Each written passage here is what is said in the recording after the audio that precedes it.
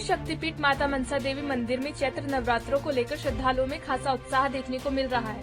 बता दें कि चैत्र नवरात्रि के पहले दिन शक्तिपीठ माता मनसा देवी दरबार में श्रद्धालुओं की खासी भीड़ उमड़ी।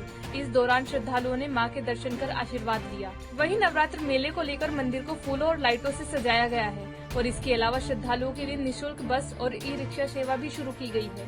साथ ही बुजुर्ग और दिव्यांग श्रद्धालुओं के लिए माता मनसा देवी श्राइन बोर्ड के द्वारा विशेष प्रबंध किए गए हैं।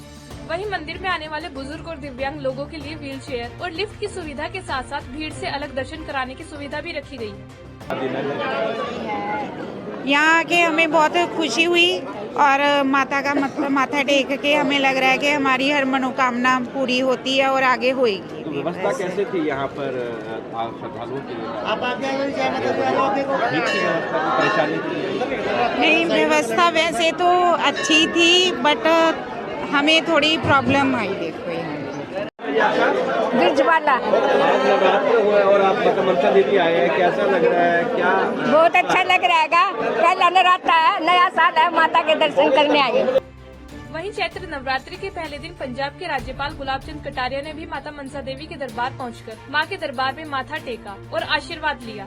इस दौरान राज्यपाल ने प्रदेश वासियों को नवरात्र की शुभकामनाएं दी। साथ ही पंजाब में नशा खत्म करने के लिए मां से अरदास है कि आज भारतीय नववर्ष है और इसी दिन नवरात्रि का शुरू होता है। तो इस नवरात्रि के अवसर पर हमारे यहाँ हमेशा देवी की पूजा होती है। उसकी शक्ति के आधार पर ही देश में अमन चैन और शांति बनी रहती है। हम भी आज देवी के दरबार में, मनसा देवी के दरबार में आए हैं कि हमें भी ऐसी ताकत दे कि हम ईमानदारी से काम कर सकें, पंजाब की जनता सुखी रहे, तरक्की करे, आगे बढ़े। और जो मेरी ख्वाहिश है, जिससे वो मैंने मां से निवेदन किया है, इस नशा मुक्ति अभियान में हम और देश के और प्रदेश के सारे लोग सफल हों, जिससे कि नौजवानों को कम से कम इससे बचा करके देश की तरक्की में उनका उपयोग अच्छी प्रकार से कर सकें। गुलाब चंद सर, आप एक यात्रा शुरू करने जा रहे हैं 3 अप्रैल से 8 अप्रैल तक। देखो, वो भी मैं इसी नशा मुक्ति के खिलाफ ही। मैं जो यहाँ डेरा नानक है वहाँ से शुरू करूँगा और अमृतसर तक आऊँगा। लगभग 6 दिन की यात्रा है, लगभग 48 किलोमीटर शायद हो गया। तो मैं इसीलिए कि जनता भी मेरे साथ जुड़े, मैंने सारे गुरुओं को भी जोड़ने का प्रयास किया, विश्वविद्यालयों को या स्कूल को किया, समाज सेवी संस्थाओं को कहा, सबको कहा जिसको जितना समय मिले और जहाँ मिले वो इस यात्रा में शरीक होकर के। कारण क्या, नशा मुक्ति पर कानून अकेला काम नहीं कर सकेगा। जब तक जनता स्वयं जागृत होकर के इस बुराई के खिलाफ लड़ने के लिए खड़ी नहीं होगी, तब तक इसमें सफलता नहीं मिलेगी। और इसमें सबसे बड़ा योगदान अगर किसी का होगा तो माँ बहनों का होगा। तो इस अभियान में सफलता 100% मिलेगी। आज साहब, आपने पंजाब सरकार से बहुत से लोगों को इनवाइट किया है, किसी ने भी कंफर्मेशन दी अभी तक? देखो, मैं सोचता हूँ मेरा काम जो है वो सबको निमंत्रण देने का है।